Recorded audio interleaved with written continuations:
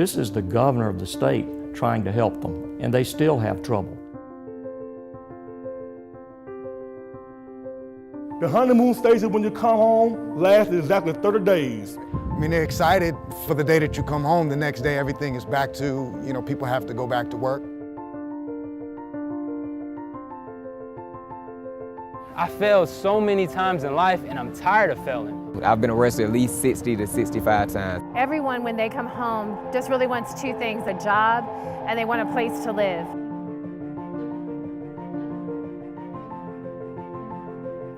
It's time to think differently about reentry. People do need to be punished for their crimes. That's our job. But when this punishment is over, when their sentence is served, these citizens are going to be rejoining our communities in numbers of over 600,000 across the country each year.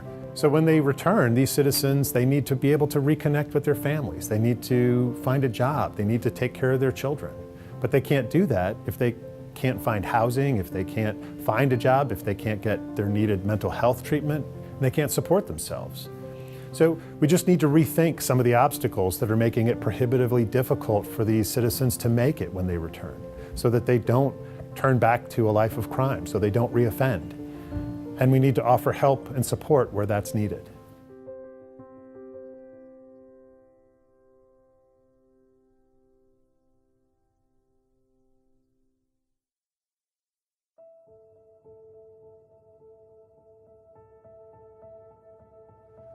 The most important thing not to step on no toes up here, in my opinion, I'm not coming from a level of academia. I'm not an attorney, all right?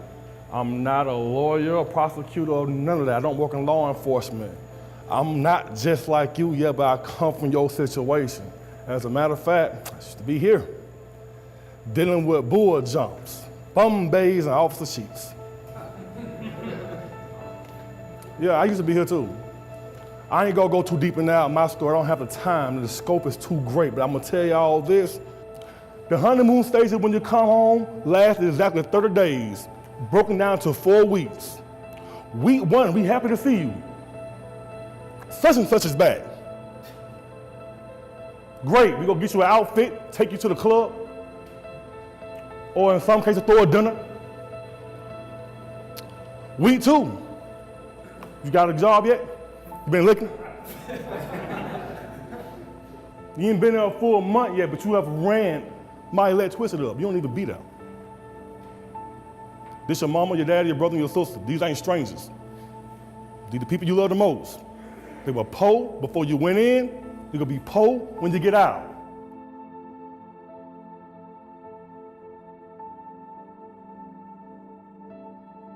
Because I actually went in prison when I was 18. So when I got out, I was still 18 years old mentally. And so you're just talking about a young man that was tied up in a grown man's body.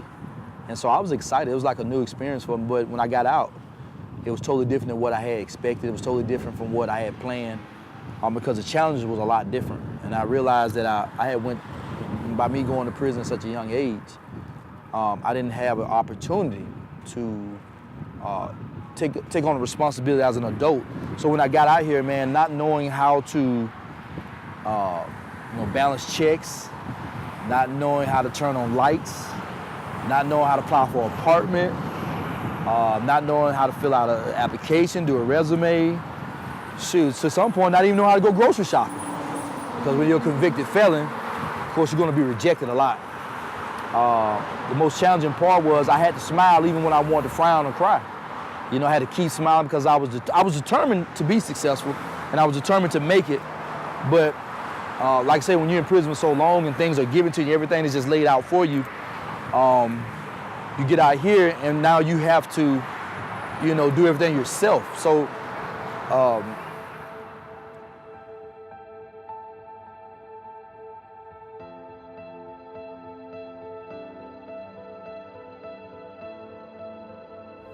My name is Nathan Deal. I'm the governor of the state of Georgia, and I am in my 7th year as governor. First of all, we were on an unsustainable path in terms of cost. A significant portion of our state's population found itself entwined in our justice system, and it just was something that needed to be changed. Well, you know, as a young assistant district attorney, which was early in my legal career, I just noticed that there were the same faces that kept appearing before the court. Now, I didn't pay a whole lot of attention at that stage of my career as to how do you stop that. I just knew that this was a frustrating fact of seeing the same people, usually back for the same kind of offenses, and in hindsight, realizing that most of those reappearances were based on addictions. Later, I became a juvenile court judge. My frustration there was that I didn't have very many choices or alternatives. I could either send them to our state system for juveniles and lock them away, or I could return them back to the home and the environment in which they got in trouble in the first place, with very little effort to be able to change the direction of their lives. Neither of these alternatives were very satisfactory. So those were two of the background pieces, I think, that caused me to look at this in a serious fashion.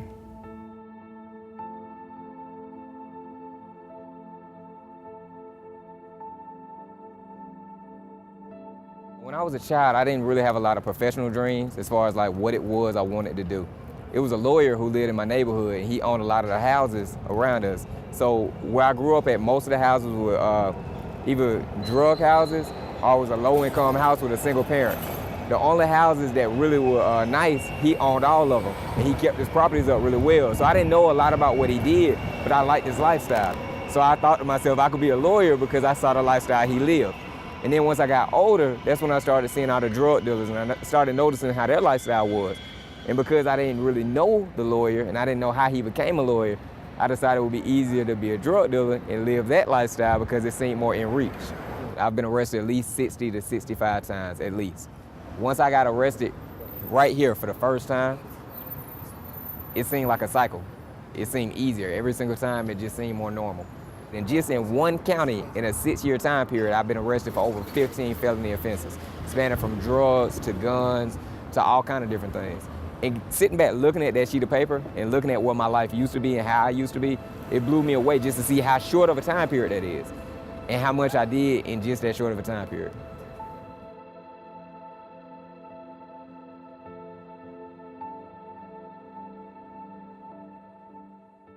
My parents left when I was 15 years old. And at that time, my world was so different. I was so independent, and I wasn't used to just listening to anybody. And so when I went into the system, I was nervous, I was scared. I seen everything from TV to my friends telling me what it's like in prison. And being Asian American going in there, I knew that I was gonna be a big minority. Years later, I'm given a piece of paper letting me know that, hey, on this date, you're gonna be released. And so the feeling of being released is like almost winning a championship or going to the Super Bowl, because it's like this title that you didn't expect to get, that you never thought it was coming, because when you're behind bars, you wouldn't think that you would get out one day.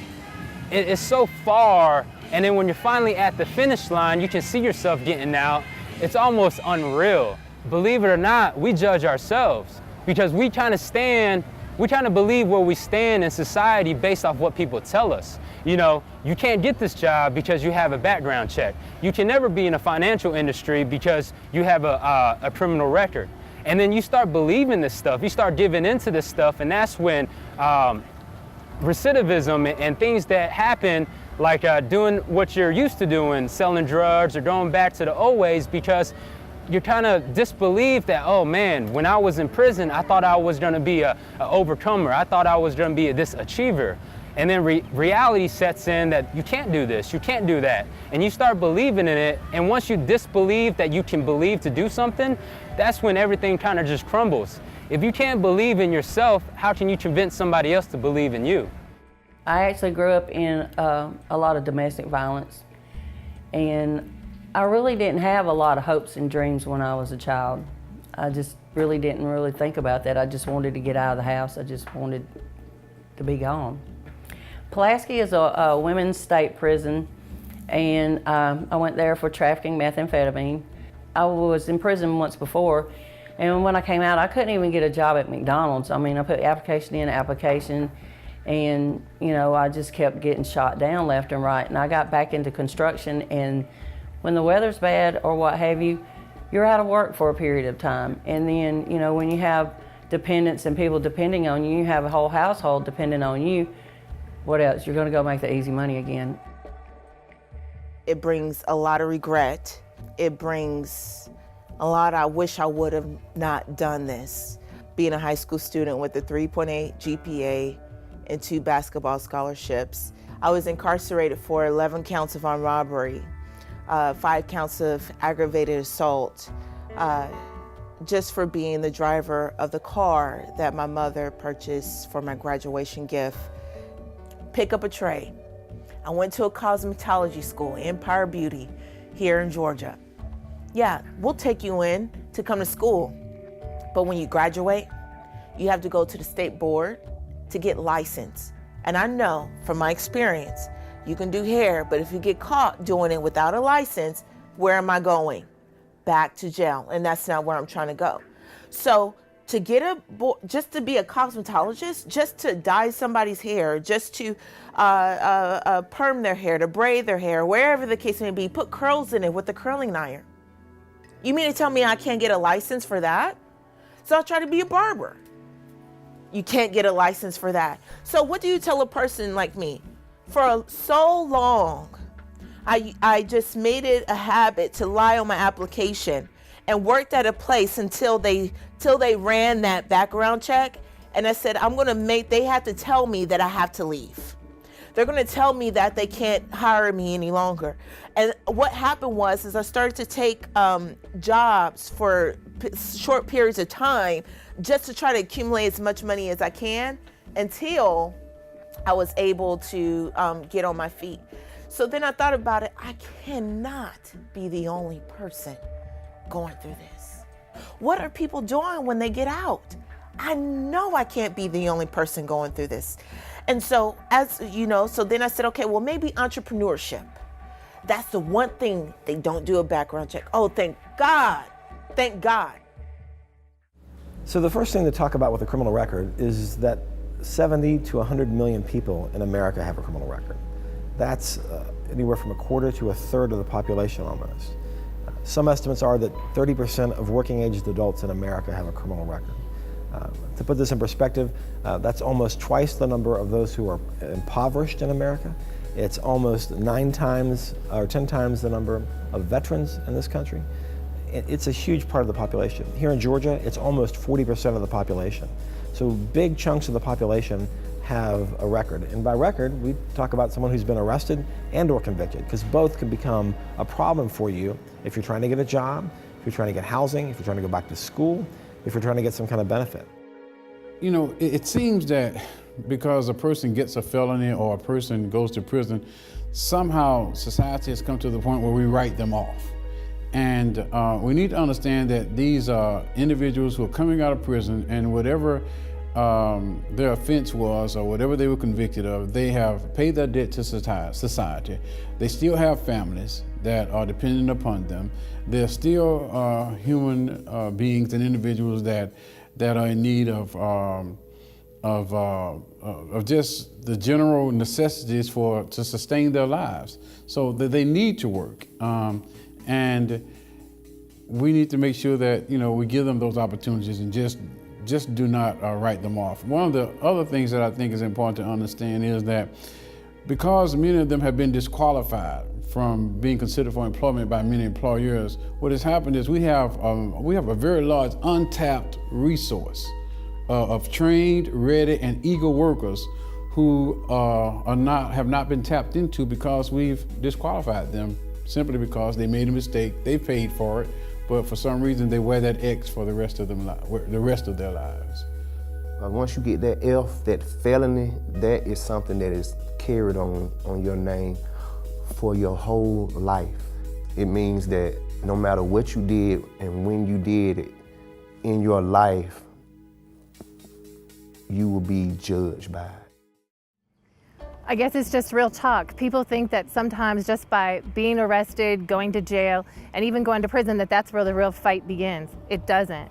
The biggest fight is coming home and facing the reality of life as a convicted felon. This stack right here, These 200 business cards represents my fight and my struggle to come home. I have a master's degree. I have years and years of human services background and experience, but I was unable to get a job. These cards now sit on my desk at my job to remind me of how grateful I am that I actually have a job, that I'm able to pay rent, and that I'm actually able to pay taxes and do my part. It keeps me free. But on the flip side, when you try to move forward, and that's what this stack now represents, now that I'm looking for that second step or that next level to go to, it's another fight.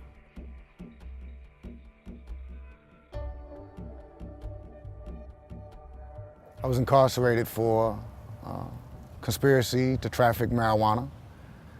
I was incarcerated for 6.5 years.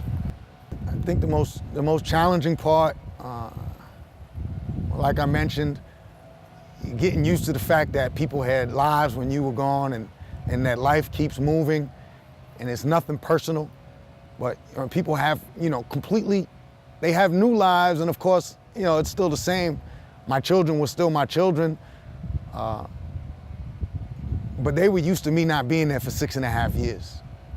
So, I wanted to take them in big doses, and they probably wanted to take me in small doses. And for their mom, my wife, it was a really huge adjustment period for me because, people grow apart when they're away for that long. People grow, people become more independent. A lot of trust is broken. Number one, if we're dealing with a person that don't have family, for some reason they disconnected their family, or they don't know where their family's at this point, or don't know how to get in contact with them, and being released from prison, they don't have homes to go to, they don't have a job, they don't have clothing, food, whatever. They don't know how to contact probation, parole, or how to carry on that conversation of assistance and help. They are expecting them to help, but parole tell them, no, only thing we do is supervise you. And that's heartbreaking for them because now they're kind of lost of where to go and what to do. Well, having us to call or to come by and connect with all of the services that they need, we help them with it. We help them to locate it, or we either provide it for them.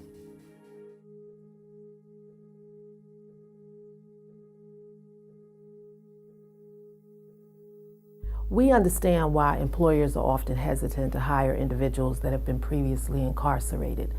They might have skill gaps, might not have been in the workforce for a very long time. There are other things that may attribute to them not being the best employee that they could be. But listen, the Urban League believes in cognitive restructuring. We provide curriculum and partner with other organizations such as the Martin Luther King Center for Nonviolence. They provided our students with the Nonviolence 365 curriculum that assists the individuals with understanding why changing their lifestyle is so important. Then we delve a little deeper into the cognitive restructuring. Then we go right into Tier 1 and we work with the soft skills. So understanding that the person is adjusting, is reacclimating to society is important, but the employer needs to understand that they are not alone. The Urban League is here with them to support the individual throughout the process.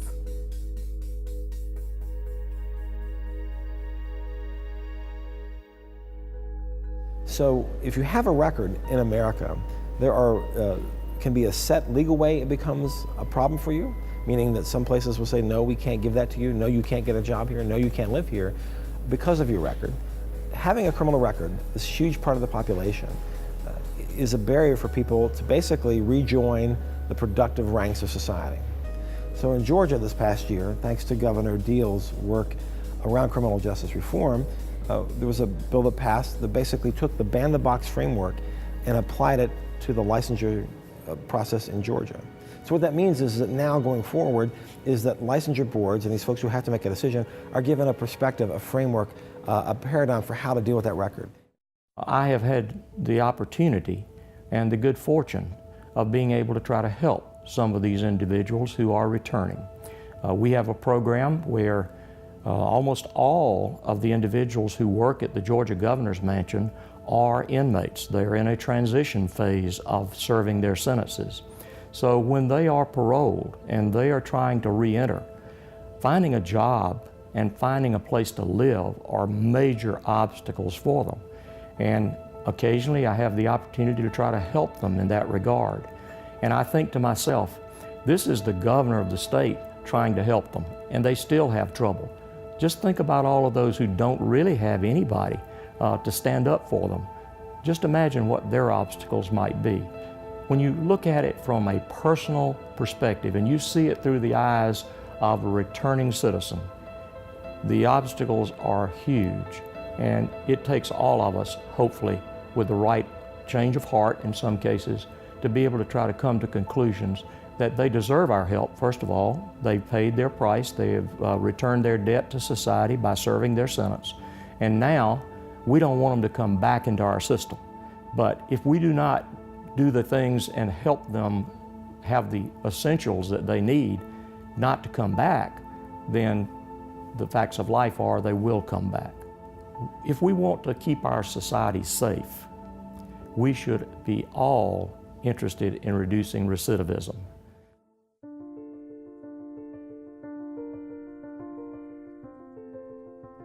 I definitely would. I think it would depend on the individual. I would probably give them a fair shot, interview that individual to make sure that they would fit the needs of my company. As long as they weren't a murderer or a child molester, I would be very, very happy to have them join my company. Yeah, I've had associates and friends that that needed second chances, some even third chances. So I am an advocate of that. Just the murder thing is just on another level, in my opinion. It depends on what they've done. Like if they killed somebody or whatever, self-defense, hire them. But if just straight up murder or straight up thief or whatever, it just depends on the situation. Okay. Like if I was a warehouse owner, I wouldn't hire someone that's known for stealing crap out of their job. Absolutely, because we have to have programs to have people to re-enter into society. If we keep people who have made a mistake and paid their time from employment, it creates more problems after they're released, because I think every person has a desire to feed their family, and we should give them opportunities.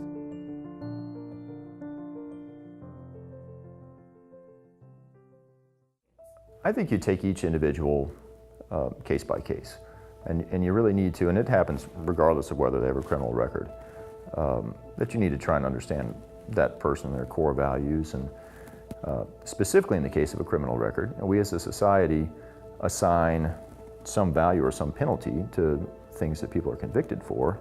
And if we're going to assign that penalty and that person has paid that price, really and truly, we should say the contract is complete. They have fulfilled their duty, and they should have an opportunity. Now, one still needs to meet and discuss with that person and get a feel for whether that really is. Now, I, in the case of a criminal past, go directly to it when interviewing somebody and want to see if they've learned from it.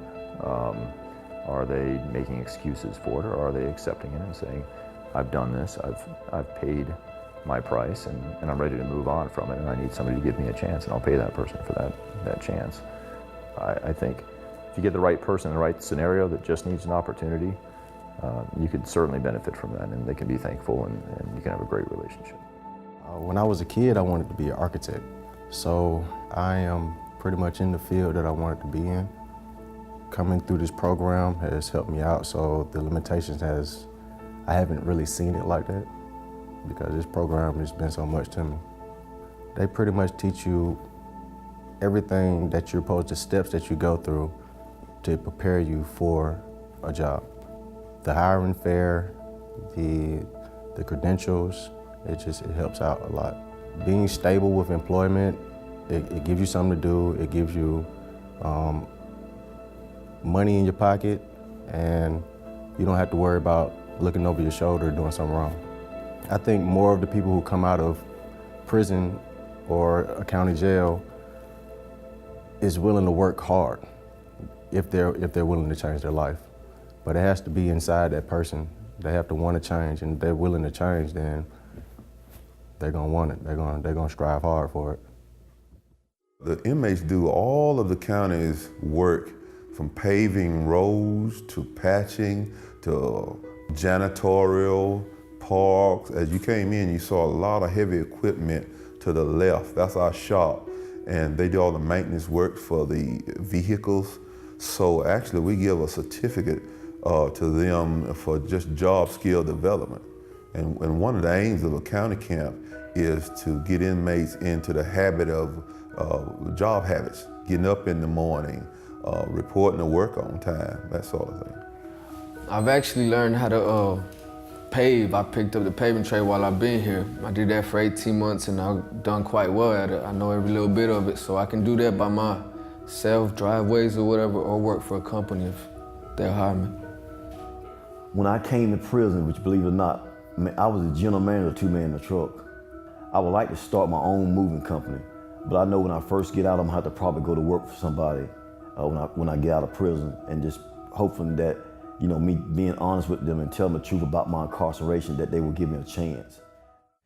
Well, one of the most important things I think we have done has been to, when an inmate has completed a program satisfactorily, is to give them a certificate that they can take to a prospective employer or to a prospective landlord.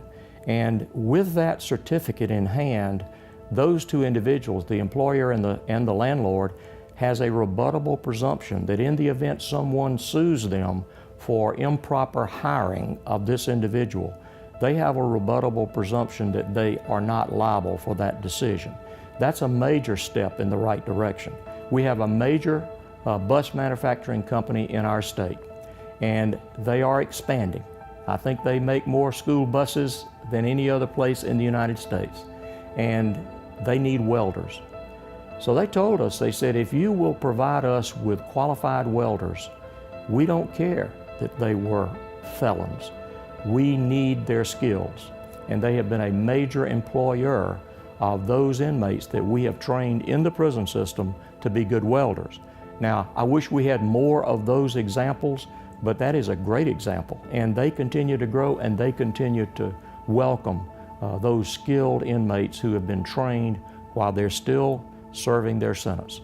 And we need more of those kind of examples. And once we have one good example, they become ambassadors for us to other prospective employers to say, you should take a chance. You should understand that these folks are dedicated. And sometimes they are the most dedicated employees that they can find.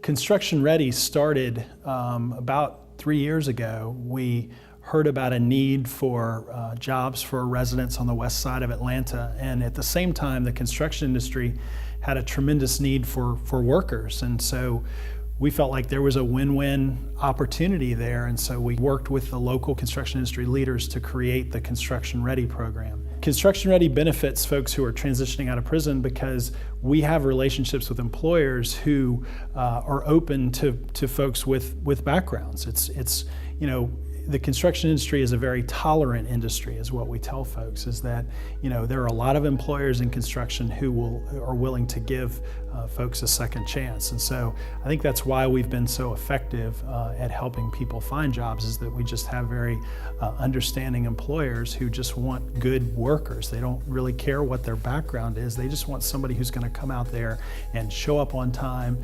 and do good work, you know, put in a full day's work. And that's really what our employers are looking for. And that's what we've found here on the west side, is just a lot of people who want a good job and are willing to put in the time to get the training and the credentials, and then we help them, you know, we marry them up with an employer. I think anytime you pair someone that's eager to get an opportunity with a company that's eager to give an opportunity, ultimately you create an environment for success. I'd say one of the greatest assets that I've ever hired to the company was an individual with a criminal background. His name's Nicholas Sherlock Holmes. He actually, and that's his real name, Nicholas Sherlock Holmes, and he actually graduated from the Construction Ready program, and he did phenomenal. You know, within 5 years, he'll be making $25 to $30 an hour with bonus, pension, insurance, and things like that for his family. So he definitely set a high standard, but he's also reaped the benefits. Well, through Westside Works, you go through about 30-day training where you are, number one, you're drug screened to make sure that you're not doing any outside recreational activities that you're not supposed to be doing. You have to be here every day on time. You can't miss any days. Well, maybe you can miss one. I think you have the one day that you can miss, or matter of fact, or be late. Of completion of the workshop, you have your resume all written up and everything. The jobs come to you. So it's the opposite. You don't have to go to the jobs come to you. You sit down, as me and you are sitting down, they read your credentials and they offer you a job. So I was offered multiple jobs. So I had a choice to make, after this, which I never had. Imagine going to a job fair and having a choice of what job you can pick. So Westside gives you that option. I'm with SCORE Atlanta. We are a resource partner to the Small Business Administration. We are a free mentoring and business services. We provide free consultations to people who are thinking about starting a business, especially our inmates and people who are wanting to re-enter society. A lot of inmates have had skills before they went into prison, and sometimes they've learned new trades while they're in prison as well, because we know that there can be a challenge sometimes when inmates do leave prisons and being able to find a job. And so with our free SCORE mentoring services, we can help even them be able to monetize some dreams and things that they might have been thinking about while they were incarcerated. And our free services is dedicated to helping everyone in business. It's real important to have a support system. Because once again, when you go in as a young adult, and when you come back out and you're or should be a mature adult, but you don't know how to interact, you don't know how to communicate, you don't know how to dress for success, you don't know how to talk the lingo, you don't know how to talk the language of a professional person. And you have to transition from that survivor mentality into a normal person. It's important that you have people who are willing to help you transition. And of course, that's what made my transition a little bit better, because it's several people that took an interest in my life. It's very important for society and individuals to forgive persons who have violated the law and have been punished for it, to give them another chance for several reasons. First of all, I'm a Baptist preacher. I preach the gospel of Jesus Christ. Jesus was from a town called Nazareth, and it was a town and village very much like that of English Avenue community, south side of Chicago, other communities in the nation that are stigmatized by high crime, by a very negative image. In so many instances, the best people are found in the worst places. I wanted to finish school, I wanted to educate myself, and I wanted to continue on a journey that started many years earlier. So the institution of the university, it offered me so many different things. It offered me partnerships, it offered me mentors, it offered me an opportunity to rebuild my life. It offered me the opportunity to travel. I was able to travel abroad. I went on a study abroad to China. My advice to anyone coming home from prison or with a criminal record, is trying to get a job, may get discouraged, it may not be easy to find work. My advice to them would be never forget. Never forget what it was like when you were in prison making 12 cents an hour or 30 cents an hour or when you weren't making anything. Never forget those days when you told yourself, I would take any job. I would scrub floors in McDonald's. I worked the bathrooms and clean the bathrooms at McDonald's if I could just go home. Never forget those promises that you made when you were praying that you would one day be back in the free world and be able to be with your family. We found that there's a gap between the time a person is released and the road of success or road to failure. There's a gap. Depending on which force moves forward the quickest and connect, depends on their success. We are the success. So we got to move forward and close that gap. So when they leave prison, they step into a road of success, not having that chance of negativity. You've got to have employment. So if we can get them employed first, housing and other things, can just fall in line. Because people don't mind bringing you in if you got a job. Grandma said, I'll bring you in, grandson, however, you got to work. But if you come in with a job, everybody, mama, granddaddy, uncle, niece, nephew will bring you in because you got employed, you got work, you got some ends. My first job that I got, that I considered my first serious job, I worked at a printing company that was on Peachtree, right up the street from here. When I went through the interview, they told me they couldn't hire me because of my felonies and because of my background. And I told the employer that I felt sorry for their company because if you hired me, I would be loyal to you because I know I can't go anywhere else. So I sold myself. I told him what I learned in the streets. I told him that I managed this many people, that if I could make it selling drugs, then I could make it doing anything. And he gave me a handshake, told me he was proud of me, wished me the best. And when I left, he called me the next day and he said he thought about it. And he offered me a whole nother position. So I ended up getting a job because I believed in myself. I believed that the skills I learned in the streets, they transferred over. And I really felt like if I pushed myself, somebody would see that in me.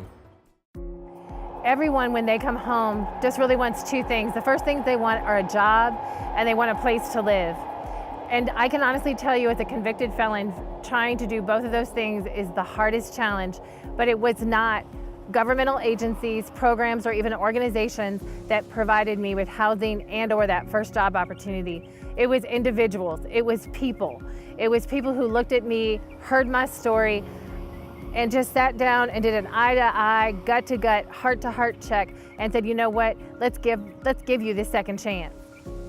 The other day, my son asked me, what wakes you up every morning?